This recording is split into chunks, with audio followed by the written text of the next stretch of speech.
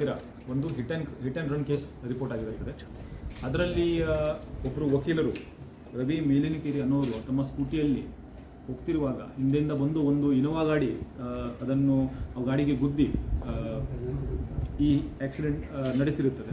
ಮತ್ತು ಅದು ಆಕ್ಸಿಡೆಂಟ್ ಆದ ನಂತರ ರವಿ ಅವರು ಗಾಡಿ ಕೆಳಗಡೆ ಸಿಕ್ಕಾಕೊಂಡಿರ್ತಾರೆ. ಮತ್ತು ಅದನ್ನು ಹಾಗೇನೇ ಗಾಡಿ ನಿಲ್ಲಿಸದೇ ಹೋಗಿ ಆ ಗಾಡಿ ಸುಮಾರು 2-2.5 ಕಿಲೋಮೀಟರ್ ದೂರದಲ್ಲಿ ಹೋಗಿ ರವಿ ಅವರು ಗಾಡಿ ಕೆಳಗಡೆ ಸಿಕ್ಕಾಕೊಂಡು ಮತ್ತು ಬಾಡಿ 2.5 ಕಿಲೋಮೀಟರ್ ಅಷ್ಟು ದೂರದಲ್ಲಿ ಗಾಡಿ ತೊಗೊಂಡು ಹೋಗಿದೆ. ಅಲ್ಲಿ ಬಾಡಿ ಬಿದ್ದಿದೆ.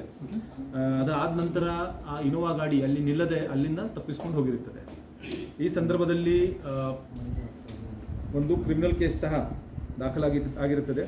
ಇದರಲ್ಲಿ ಸಂಚಾರಿ ಪೊಲೀಸ್ ಠಾಣೆಯಲ್ಲಿ ಕಲಂ 281, 106(1) BNS ಹಾಗೂ 187 IMV ಆ್ಯಕ್ಟ್ ಅಡಿಯಲ್ಲಿ ಒಂದು ಹಿಟ್ ಆ್ಯಂಡ್ ರನ್ ಪ್ರಕರಣವನ್ನು ದಾಖಲು ಮಾಡಿರ್ತೀವಿ. ಈ ಕೇಸಲ್ಲಿ ಬಹಳ ಚುರುಕಾಗಿ ಮತ್ತು ಗಂಭೀರವಾಗಿ ಪರಿಗಣಿಸಿ ನಾವು ಇದನ್ನು ತನಿಖೆ ಮಾಡಿರ್ತೀವಿ. ಇದರಲ್ಲಿ DYSP ಸಿಟಿ ಯಳಿಗಾರ್ ಅವರ ನೇತೃತ್ವದಲ್ಲಿ ತಂಡ ರಚಿಸಿ ಮತ್ತು ಇನ್ಸ್ಪೆಕ್ಟರ್ ಗಾಂಧಿ ಚೌಕ್, ಇನ್ಸ್ಪೆಕ್ಟರ್ ಗೋಲ್ ಗುಂಬಜ್ ಇವರು ಎಲ್ಲರೂ ಮತ್ತು PSIಗಳು ಎಲ್ಲ ಸೇರಿ ಈ ಕೇಸನ್ನು ಬಹಳ ಚುರುಕಾಗಿ ಮತ್ತು ಗಂಭೀರವಾಗಿ ತನಿಖೆಯನ್ನು ನಡೆಸಿರ್ತಾರೆ. ಆ ತನಿಖೆ ಕಾಲದಲ್ಲಿ ಗೊತ್ತಿರುವ ವಿಚಾರ ಏನಂದರೆ ಇದು ಒಂದು ಆಕ್ಸಿಡೆಂಟ್ ಇಲ್ಲದೆ ಒಂದು ಕೊಲೆ ಪ್ರಕರಣ ಆಗಿದೆ ಅಂತ ಕಂಡು ಬಂದಿದೆ. ಮತ್ತು ಈ ಕೊಲೆ ಪ್ರಕರಣ ನಡೆಸುವುದು ಯಾವ ಕಾರಣಕ್ಕೆ ಆಗಿದೆ, ಯಾರ್ಯಾರು ಆಗಿದ್ದಾರೆ ಅದರಲ್ಲಿ ಕೆಲವರಿಗೆ ಈಗಾಗಲೇ ನಾವು ವಶಕ್ಕೆ ಪಡೆದಿದ್ದೀವಿ. ಅವರಿಗೆ ನ್ಯಾಯಾಲಯದ ಮುಂದೆ ಹಾಜರುಪಡಿಸಲಾಗುವುದು. ಇದರಲ್ಲಿ ಒಂದು ಸೂತ್ರಧಾರ ಆಗಿರುವಂತಹ ಒಬ್ಬ ತುಳಸಿರಾಮ್ ಹರಿಜನ್ ಇವನಿಗೆ ನಾವು ಈಗಾಗಲೇ ವಶಕ್ಕೆ ಪಡೆದಿದ್ದೀವಿ. ತುಳಸಿರಾಮ್ ಇವನಿಗೆ ಮತ್ತು ರವಿಗೆ 4-5 ತಿಂಗಳ ಹಿಂದೆ ಒಂದು ಗಲಾಟೆ ಆಗಿರುತ್ತದೆ. ಅದರಲ್ಲೇ ರವಿ ಮತ್ತು ಅವರು ಯಾರು ಜೊತೆಲಿರುವವರು ತುಳಸಿರಾಮ್ಗೆ ಮತ್ತು ಸ್ವಲ್ಪ ಅವಮಾನ ಮಾಡಿರ್ತಾರೆ, ಹೊಡೆದಿರ್ತಾರೆ. ಅದನ್ನು ಮನಸ್ಸಿನಲ್ಲಿಟ್ಟು ವೈಮನಸ್ಸೆ ಬೆಳೆದಿರುತ್ತದೆ.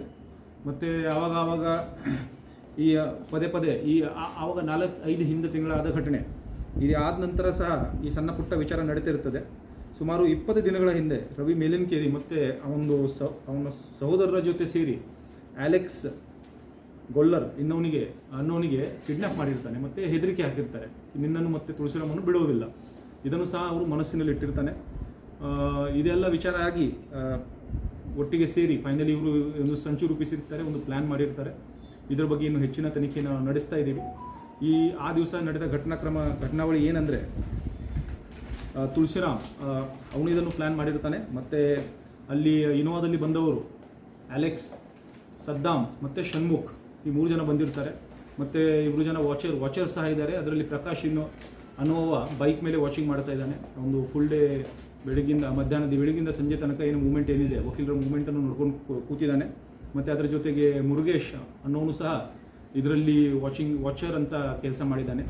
ಮತ್ತು ಇವರು ಕೋರ್ಟಿಂದ ಹೊರಗಡೆ ಬಂದಾಗ ಆ ಏರಿಯಾದಿಂದ ಪಾಸ್ ಆಗ್ತಿರುವಾಗ ಮೆಸೇಜ್ ಪಾಸ್ ಆಗಿ ಈ ಇನೋವಾ ಗಾಡಿ ಹಿಂದಿಂದ ಬಂದಿರುತ್ತದೆ ಮತ್ತು ಅದನ್ನು ಹೊಡೆದು ಮುಂದೆ ಇವರು ತಪ್ಪಿಸ್ಕೊಂಡಿರ್ತಾರೆ.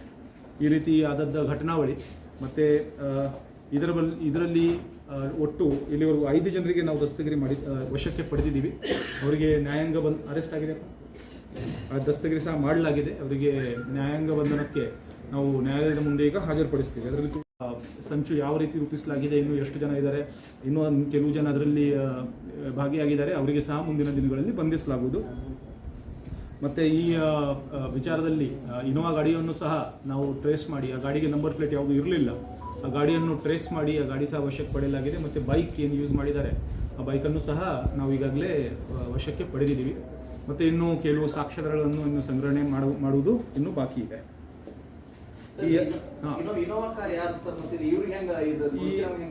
ಇನೋವಾ ಕಾರು ಅದೇ ನಾವು ಎಲ್ಲಿಂದ ಕ್ಲೂ ಸ್ಟಾರ್ಟ್ ಆಯಿತು ಅಂದರೆ ಫಸ್ಟ್ ಮೊದಲನೇದಾಗಿ ಹಿಟ್ ಆ್ಯಂಡ್ ರನ್ ಆದ ನಂತರ ನಾವು ಇನೋವಾ ಕಾರ್ಗೋಸ್ಕರ ಒಂದು ಶೋಧ ನಡೆಸಿದ್ದೀವಿ.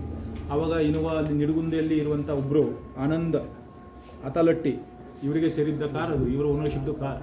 ಇವರು ಏನೋ ಗ್ಯಾಮ್ಲಿಂಗ್ ಮಾಡ್ತಿರುವಾಗ ಅಥವಾ ಹಣ ಕಳೆದು ಈ ಆರೋಪಿ ಕಡೆಯಿಂದ 1 ಲಕ್ಷ ಹಣವನ್ನು ಪಡೆದಿರುತ್ತಾರೆ. ಇವರು ಹಣ ಕೊಡದೇ ಇರೋದ್ರಿಂದ ಆರೋಪಿಗಳು ಇವರಿಂದ ಆ ಗಾಡಿಯನ್ನು ತೊಗೊಂಡು ಹೋಗಿರ್ತಾರೆ.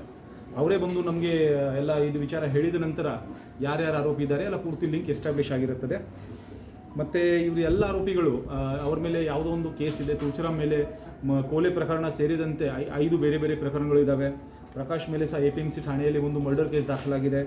ಒಂದು ಶನೂಕ್ ಮೇಲೆ ಸಹ ಬಬಲೇಶ್ವರ್ ಪೊಲೀಸ್ ಸ್ಟೇಷನಲ್ಲಿ ಒಂದು ಕೋಲೆ ಕೇಸ್ ದಾಖಲಾಗಿದೆ. ಇವನು ಮುರುಗೇಶ್ ಮೇಲೆ ಸಹ 4 ಬೇರೆ ಬೇರೆ ಕೇಸಸ್ ಇದ್ದಾವೆ. ಅದರಲ್ಲಿ 2 ರಾಬರಿ ಕೇಸಸ್ ಸಹ ಇದ್ದಾವೆ. ಒಂದು ಮರ್ಡರ್ ಕೇಸಲ್ಲಿ ಸಹ ಅವನು ಭಾಗಿಯಾಗಿರ್ತಾನೆ. ಸೊ ಇದೆಲ್ಲರೂ ನೋನ್ ಅಫೆಂಡರ್ಸ್, ಬೇರೆ ಬೇರೆ ಕೇಸಸಲ್ಲಿ ಇದಕ್ಕಿಂತ ಮುಂಚೆ ಭಾಗಿಯಾದವರು. ವಕೀಲರ ಮೇಲೆ ಇತ್ತು ಸರ್ ಏನಾದರೂ ಪ್ರಕರಣ?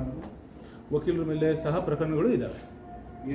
2 ಪ್ರಕರಣ 394 ಕೇಸಸ್ ರಿಜಿಸ್ಟರ್ ಆಗಿದೆ. ಸರ್ ಏನು ಕೇಸ್ಗಳು ಸರ್? ಯಾರ ಮೇಲೆ? ರವಿ ಮೇಲೆ ಯಾವ್ಯಾವ ಕೇಸ್ಗಳು ಸರ್? ಏನು ಮಾಡಿದ್ರು ಅಂತ ಡೀಟೇಲ್ಸ್ ಇದೆ, ಅದು ಮಾಹಿತಿ ಕೊಡ್ತೀನಿ ಇವೆ. ಅದೆಲ್ಲ ಇವರ ಮೇಲೆ ಏನೇನು ಕೇಸಸ್ ಆಗಿವೆ ಎಲ್ಲ ಮಾಹಿತಿ ನಿಮಗೆ ಕೊಡ್ತೀನಿ. ಸರ್ ಮತ್ತೆ ಹಿಂದೆ ಮತ್ತೆ ಯಾರಾದರೂ ಇದೆಯಾ ಸರ್? ಇನ್ನೂ ಇದರಲ್ಲಿ ಇನ್ನೂ ನಾವು ತನಿಖೆ ನಡೆಸ್ತಾ ಇದ್ದೀವಿ. ಯಾಕೆಂದರೆ ಇನ್ನೂ ಕೆಲವು ಸಾಕ್ಷ್ಯ ನಾನು ಹೇಳಿದಾಗೆ ಈಗ ಜಸ್ಟ್ ಇನಿಷಿಯಲ್ ಇನ್ವೆಸ್ಟಿಗೇಷನ್, ಅದರಲ್ಲಿ ಇನ್ನೂ ಕೆಲವು ಸಾಕ್ಷ್ಯಗಳನ್ನು ನಾವು ಇನ್ನೂ ರಿಕವರಿ ಮಾಡಲಿಕ್ಕೆ ಬಾಕಿ ಇದೆ. ಇವರಿಗೆ ನಾವು ಕೆಲವರಿಗೆ ಮತ್ತೆ ಪೊಲೀಸ್ ಕಸ್ಟಡಿ ಸಹ ತಗೋಬೇಕಾಗುತ್ತೆ. ಪೊಲೀಸ್ ಕಸ್ಟಡಿಯಲ್ಲಿ ತಗೊಂಡು ಅವರಿಗೆ ಇನ್ನೂ ಹೆಚ್ಚಿನ ವಿಚಾರಣೆಗೆ ಒಳಪಡಿಸಬೇಕಾಗುತ್ತೆ. ಏನು ಅದು ಈಗಲೇ ಹೇಳೋಕ್ಕೆ ಆಗಲ್ಲ. ಅಟ್ಲೀಸ್ಟ್ ಒಬ್ಬ ಆದರೂ ಖಂಡಿತ ಇದ್ದಾನೆ. ಸೊ ಒಬ್ಬಂದು ಹೆಸರು ಬಂದಿದೆ, ಅವನಿಗೆ ಸಹ ಈಗ ಒಬ್ಬ ಆ್ಯಬ್ಸ್ಕಾಂಡಿಂಗ್ ಇದ್ದಾನೆ, ಇನ್ನೊಬ್ಬರದ್ದು ಹೆಸರು ಬಂದಿದೆ. ನಾವು ನೋಡ್ತೀವಿ ಇನ್ನು ಯಾರ್ಯಾರು ಎಲ್ಲ ಯಾವ ರೀತಿ ಸಿಗ್ತಾರೆ, ಇನ್ನು ಹೆಚ್ಚು ವಿಚಾರಣೆ ಮಾಡುವಾಗ ಪ್ಲಸ್ ಅನ್ನು ಟೆಕ್ನಿಕಲ್ ಅನಾಲಿಸಿಸ್ ಇರ್ತದೆ, ಎಲ್ಲ ವಿಷಯಗಳನ್ನು ನಾವು ಮಾಡ್ತೀವಿ.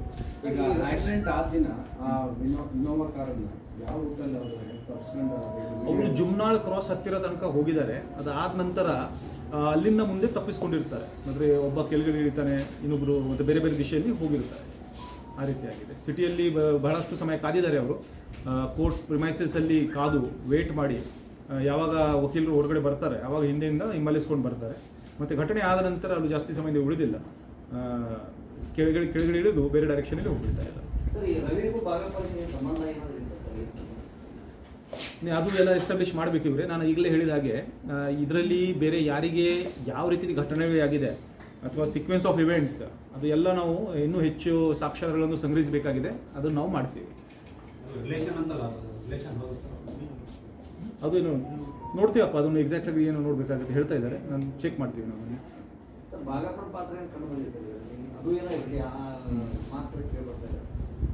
ನೋಡಿ ಈಗಲೇ ಇದು ಇನಿಷಿಯಲ್ ಇನ್ವೆಸ್ಟಿಗೇಷನ್ ಅಷ್ಟೇ. ಫಸ್ಟ್ ನೋಡಿ ಪ್ರಕರಣ ದಾಖಲಾಗುವಾಗ ಒಂದು ಹಿಟ್ ಆ್ಯಂಡ್ ರನ್ ಥರ ಪ್ರಕರಣ ಆಗಿತ್ತು.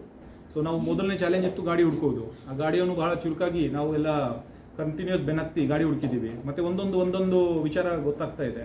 ಸೊ ಇನಿಷಿಯಲ್ ಈಗ ಏನೋ ಇಲ್ಲಿವರೆಗೆ ತಿಳಿದು ಬಂದಿದೆ ಅಷ್ಟು ಇನ್ವೆಸ್ಟಿಗೇಷನಲ್ಲಿ ನಾವು 5 ಜನ ಅರೆಸ್ಟ್ ಮಾಡಿದ್ದೀವಿ. ಇನ್ನು ನೋಡ್ತೀವಿ, ಇನ್ನು ಇಂಟ್ರಾಗೇಷನ್, ಕಸ್ಟಡಿಯಲ್ ಇಂಟ್ರಾಗೇಷನ್ ಸಹ ಬಾಕಿ ಇದೆ, ಮಾಡ್ತೀವಿ. ಇದು ಹಣಕಾಸಿನ ಜಗಳ ಅಂತ ಇಲ್ಲ. ಯಾಕೆಂದರೆ 4-5 ತಿಂಗಳ ಹಿಂದೆ ಏನು ಗಲಾಟೆ ಆಗಿದೆ, ಮೋರ್ ಆಫ್ ಈಗೋ ಇಶ್ಯೂ. ನಾನು ಹೊಡಿಸ್ಕೊಂಡಿದ್ದೀನಿ ಇಂಥವರಿಂದ, ಅದು ಒಂದು ಮನಸ್ಸಿನಲ್ಲಿಟ್ಟು ಅದು ವೈಮನಸ್ಸು ಬೆಳೆದಿದೆ. ಮತ್ತು ಒಬ್ಬರು ಇನ್ನೊಬ್ಬರ ಮೇಲೆ ಆ ರೀತಿ ಪ್ರಚೋದನೆ ಕೊಡುವುದು ಆ ಘಟನೆ ನಡೀತಾ ಬಂದಿದೆ.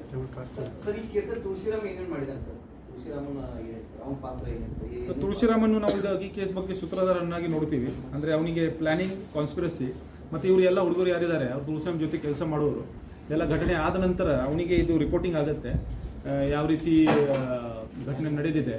ಅದು ಮೊದಲಿಂದ ಅವರು ಇನ್ವಾಲ್ವ್ ಆಗಿದ್ದಾನೆ. ಓಡಿಸೋರು ಅದು ಯಾರು 3 ಜನ ಪೈಕಿ ಒಬ್ಬರು ಸದ್ದಾಮ್ ಅಥವಾ ಅಲೆಕ್ಸ್, ಅದು ಇಬ್ಬರಲ್ಲಿ ಒಬ್ಬರು. ಸದ್ದಾಮ್ ಅನ್ನೋ ಸಿಗಬೇಕು, ಇನ್ನು ಅಲೆಕ್ಸ್ ಸಿಕ್ಕಿದ್ದಾನೆ. ಮತ್ತು ಇನ್ನೊಬ್ಬ ಷಣ್ಮುಖ, ಕಾರ್ ಒಳಗಡೆ 3 ಜನ ಇದ್ರು, ಇಬ್ಬರು ಸಿಕ್ಕಿದ್ದಾರೆ. ಮತ್ತು ಇನ್ನೊಬ್ಬ ವಾಚರ್ ಇದು ಬೈಕಲ್ಲಿ ತಿರುಗಾಡ್ತಾ ಇದ್ದ ಪ್ರಕಾಶ್, ಅವನು ಸಹ ಸಿಕ್ಕಿದ್ದಾನೆ. ಸರ್ ಈ ಪ್ರಕರಣದಿಂದ ತಪ್ಪಿಸ್ಕೊಂಡು ತುಳಸಿರಾಮೇ ಹೋಗಿ ಆಸ್ಪತ್ರೆಗೆ ಅಡ್ಮಿಟ್ ಆಗಿ ಏನೋ ಒಂದು ಡ್ರಾಮಾ ಥರ ಏನೋ ಮಾಡಿದ್ದಾರೆ. ಅವರು ಆಸ್ಪತ್ರೆಯಲ್ಲಿ ಆದದ್ದು ನಿಜ. ಬಟ್ ನಾವು ಇದು ಕಾನ್ಸ್ಪಿರಸಿ ಆ್ಯಂಗಲಿಂದ ನೋಡ್ತಾ ಇದ್ದೀವಿ. ಅದು ಪ್ರೆಸೆನ್ಸ್ ಇಲ್ಲದೇ ಇದ್ರೂ ಸಹ ಅದು ಏನು ವಿಚಾರ ಇದೆ ನಮ್ಮ ಇಂಟ್ರಾಗೇಷನಲ್ಲಿ ನಾವು ಏನು ವಿಚಾರಣೆ ಮಾಡಿದ್ದೀವಿ ಮತ್ತು ಏನು ಸಾಕ್ಷ್ಯಗಳಿದ್ದಾವೆ ಅದರಲ್ಲಿ ಇನ್ವಾಲ್ವ್ಮೆಂಟ್ ಕಂಡು ಬರ್ತಾ ಇದೆ. ಆಯ್ತಪ್ಪ. ಕಾರ್ ನಂಬರ್ ಇದೆ, ಒಂದು ಇದು actually it's yellow number plate car. Yellow number ಯಾವುದು ಯೋಜನೆ ಮೇಲೆ, ಸರ್ಕಾರಿ ಯೋಜನೆ ಮೇಲೆ ಯಾವುದು ನೋಡಬೇಕಾಗಿತ್ತು ಹೇಳ್ತೀವಿ. ಕಾರ್ ನಂಬರ್ ಬೇಕಾದು, ಕಾರ್ ನಂಬರ್ ಇದು ಇವರ ಮೇಲೆ ಇರುವಂಥ ಕೇಸಸ್. ಅಲ್ಲಿ ಗಿವ್ ಯು ಕೇಸಸ್ ಆಲ್ಸೋ, ಎಷ್ಟು ಕೇಸಲ್ಲಿ ಭಾಗಿಯಾಗಿದ್ದಾರೆ ಅದು ಸಹ ಕೊಡ್ತೀವಿ. 5 ಕೇಸಸ್ ಇದಾವೆ ಟೋಟಲ್. ರಿಜಿಸ್ಟರ್ಡ್ ಕೇಸಸ್ ಅವನ ಮೇಲೆ ಬಿಜಾಪುರ ರೂರಲ್ ಪೊಲೀಸ್ ಠಾಣೆಯಲ್ಲಿ ಒಂದು 22/22 ಮರ್ಡರ್ ಕೇಸ್, ಜಲ್ನಗರಲ್ಲಿ ಒಟ್ಟು 4 ಕೇಸಸ್ ಇದ್ದಾವೆ. ಅದರಲ್ಲಿ 307 ರೈಟಿಂಗ್ ಅಂತ ಕೇಸಸ್ ಇದ್ದಾವೆ. ನಾನು ಡೀಟೇಲ್ಸ್ ಕೊಡ್ತೀನಿ ಪೇಪರಲ್ಲಿ. ಆಯ್ತಪ್ಪ, ಓಕೆ, ಥ್ಯಾಂಕ್ ಯು.